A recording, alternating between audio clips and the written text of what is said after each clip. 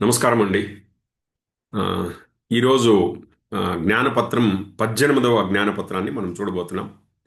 ఇది ఎక్కడ జరిగిందంటే అక్టోబర్ 10వ తేదీ 1995లో జరిగింది. ఎక్కడ? బెంగళూరు రాష్ట్రంలో జరిగింది. ఇది భారతదేశం. ఏమిటి ఈరోజు ఒక విషయము ఏమంటే ఫ్రీడమ్ అండ్ డిసిప్లిన్, స్వాతంత్రము మరియు క్రమశిక్షణ. ఇది రెండు విరోధాలుగా వినబడుతుంది మనకు. స్వాతంత్రం మరియు క్రమశిక్షణ. అయితే ఒకటి లేకుండా ఇంకొక దానికి వాల్యూ లేదు, విలువ లేదు. ఒకటికొకటి పూరకాలు అని మనము opposite values are complementary to each other అంటాం చూడండి. ఇది కూడా ఆపోజిట్సే, విరోధాలే, ఒకటికొకటి పూరకాలు ఇది. ఉం? నిజమైన స్వాతంత్రము క్రమశిక్షణని సత్కరిస్తుంది, గౌరవిస్తుంది. ఆ స్వాతంత్రాన్ని అనుభవించాలంటే క్రమశిక్షణ కావాలి. క్రమశిక్షణ లేకపోతే స్వాతంత్రాన్ని మనం అనుభవించలేము. ఆ? దానికి కొన్ని ఎగ్జాంపుల్స్ చెప్తారు గురుగారు.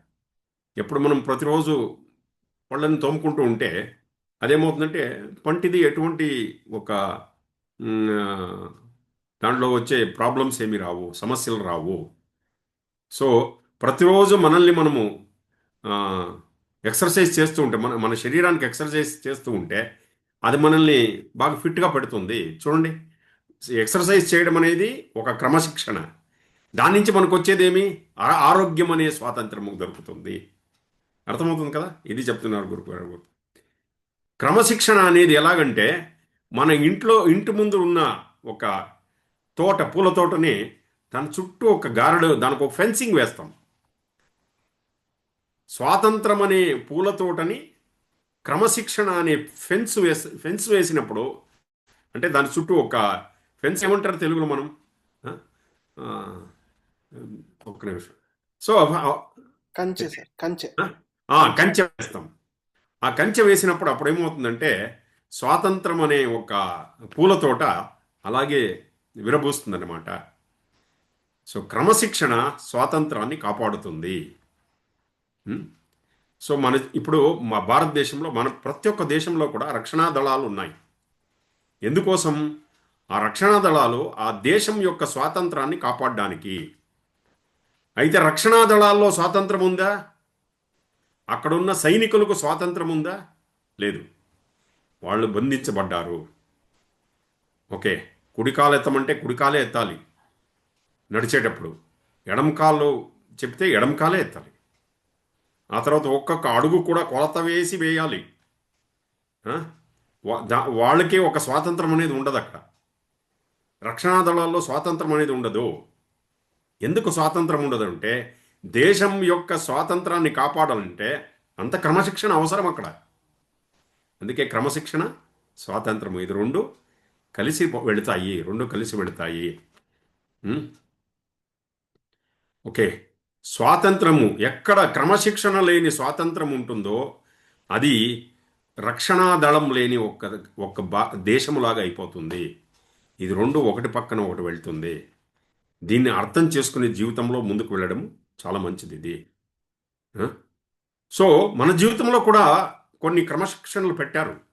ఎందుకోసం? ఈ స్వాతంత్రాన్ని అనుభవించడానికి. మనం క్రమశిక్షణ పైన మన దృష్టి సారించవచ్చు, లేకపోతే స్వాతంత్రం పైన దృష్టి సారించవచ్చు. సంతోషంగానే ఉండొచ్చు, దుఃఖంలో ఉండొచ్చు. ఒక్క స్వాతంత్రం ఒకటే కావాలి అంటే చాలా స్వాతంత్రాన్ని కోరుకునేవారు దుఃఖంలోకి వెళ్ళిపోతారు. అర్థమవుతుంది కదా?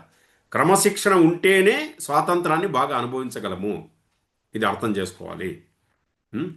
సో ఈ కంచె ఉంది చూడండి, కంచె, దానికి ఒక స్థానం ఉంది, దానికి ఒక పర్పస్, ఒక అర్థం ఉందన్నమాట. ఇప్పుడు మనకున్న పొలమంతా కంచె వేసేసామనుకోండి, ఇల్లు ఎక్కడ కడతాం? అలాగే మంచి చుట్టూ సరిగ్గా కంచె వేసినప్పుడు మన పొలాన్ని అది కాపాడుతుంది. అలాగే ప్రేమ మనల్ని సరైన త్రోవలో పెడుతుందన్నమాట. భయం కూడా మనల్ని సరైన త్రోవలోకి తీసుకొస్తుంది, సరైన ట్రాక్లోకి తీసుకొస్తుంది. అలాగే ధర్మము, మనం నడిచేటువంటి ధర్మముని చూడండి, అది మనలో ఒక భయాన్ని తీసుకొస్తుంది. అది కూడా ఒక భయాన్ని క్రియేట్ చేసి అది కూడా మనల్ని మోటివేట్ చేస్తుంది. మనం క్రమశిక్షణ ఉండేట్టు చేసి ఈ స్వాతంత్రాన్ని సరిగ్గా స్వాతంత్రాన్ని అనుభవించాలంటే క్రమశిక్షణ ఉండాలండి. ఒకటి లేకుండా ఇంకొకటి లేదు ఇక్కడ. ఆ? అలాగే చూడండి, ఒక చిన్న ఇప్పుడే పుట్టిన శిశువుకి అది చాలా స్వాతంత్రాన్ని అనుభవిస్తుంటుంది. దానికి భయం అనేది ఉండదు. ఎందుకంటే 100% ఆ శిశువుకి ప్రేమ దొరుకుతూ ఉంది. ఆ? తల్లి యొక్క అటెన్షన్ పూర్తిగా తల్లి యొక్క అటెన్షన్ పూర్తిగా ఆ శిశువు పైన ఉంటుంది. ఎప్పుడు అది స్వాతంత్రంగా ఎదగడం మొదలవుతుందో అప్పుడు ప్రకృతి ఆ శిశువు లోపల కొద్దిగా భయాన్ని నింపుతుంది. ఎందుకు? ఇప్పుడు శిశువు చూడండి, ఒక సంవత్సరం మా పాప నడిచేటప్పుడు చాలా జాగ్రత్తగా నడుస్తుంది. అంత భయాన్ని నింపుతుంది. ఆ భయం ఉంటేనే సరిగ్గా నడవగలదు, ఆ స్వాతంత్రాన్ని అనుభవించగలదు. ఓకే. సో ఎప్పుడు ఆ స్వాతంత్రం ఎక్కువగా వస్తూ వస్తూ శిశువుకి అప్పుడు చాలా కేర్ఫుల్గా నడవడం కూడా నేర్చుకుంటుంది. అర్థమవుతుంది కదా? సో ఇంకొక స్థితి ఉంది, మానసికమైన ఒక స్థితి. అక్కడ పూర్తిగా స్వాతంత్రమే, ఆ? అనంతమైన ఆనందం అక్కడ. ఇదే అద్వైతము దీని గురించి మాట్లాడుతుంది. ఆ? మనస్సులో ఆ, ఒక అమితమైన స్వాతంత్రము కావాలి, హృదయంలో ప్రేమ ఉండాలి, అయితే చేసే పనిలో క్రమశిక్షణ ఉండాలి. ఆ? సో ఎప్పుడు మనము ఈ స్వాతంత్రాన్ని కోల్పోతామో అనే ఒక భయం వస్తుంది చూడండి, అప్పుడు మనలో క్రమశిక్షణ అదెంతకదే వచ్చేస్తుంది. క్రమశిక్షణ మరియు రక్షణ, ఇది రెండు వస్తుంది. రక్షణ ఎందుకు ఎందుకు కావాలి అంటే భయాన్ని పోగొట్టడానికి రక్షణ కావాలి మనకు.